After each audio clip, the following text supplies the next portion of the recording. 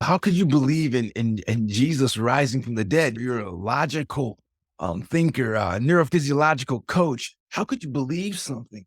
The empty tomb, for starters.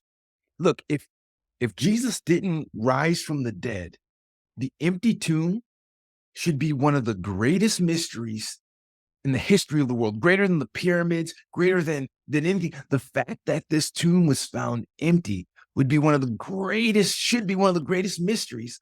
With all the attention, with all the scrutiny, and the tomb was found empty. Now, let's be very clear here. Science, archaeology, the earliest scrolls, documents, parchments confirm that portion, that it was truly found empty.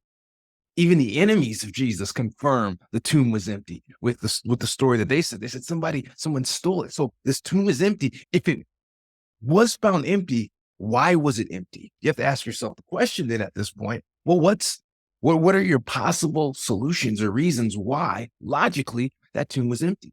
You have a couple. One, the disciples lied about it. It wasn't actually empty. Two, the disciples stole the body and just pretended it was empty. Or three, there's a conspiracy, or it was the wrong tomb, right? They just got it wrong. Two of those go out of the window right away, right? Right away. The enemies of the Christian faith, of these believers, were still alive. So let's say the tomb wasn't empty. They just would have opened it up and said, actually, no, here's the body of Jesus. What are you guys talking about? It's right here. There's no empty tomb. Or the Roman guards, right? If they were to have fallen asleep, you'd have to believe that trained Roman legionnaires, soldiers, right, were so tired that they slept through the rolling away of this massive stone, stone scraping against stone to try to have this thing sealed together. The taking of the body, the stealing of the body, but then that's not the end of it. You'd have to figure out why in the world would they even want to steal the body? The apostles, the early church founders, why would they even want to steal the body? To say that their Messiah rose, that wasn't a thing in their culture. Understand? We have to understand this. A Messiah that died was the end of that Messiah. There were other people that tried the same deals. If they died, that was it, because in the culture, it didn't cross the mind. It didn't cross the brain that, hey, oh, the Messiah will die and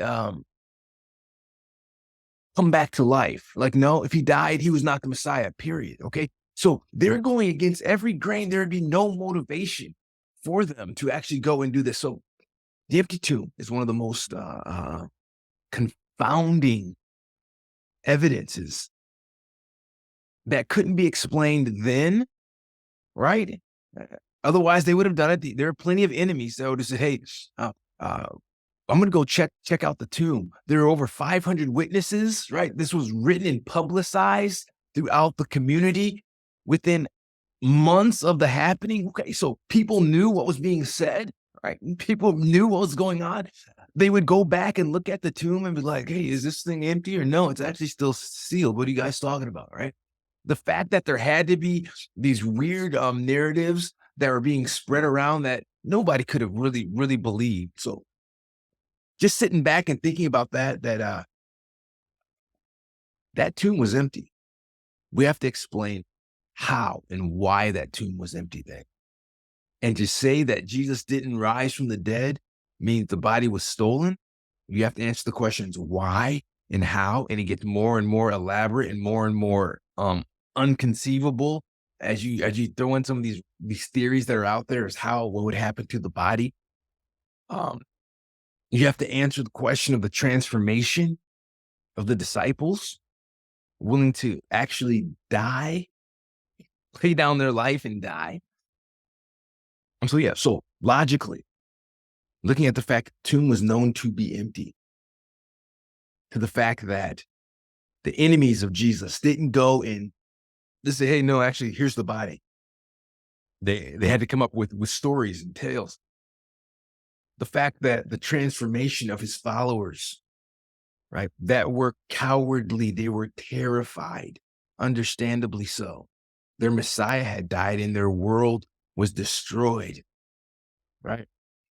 So based on those deals, I say, yeah, I believe in Jesus Christ was risen from the dead because it's the most logically sound process of what happened to explain that empty tomb.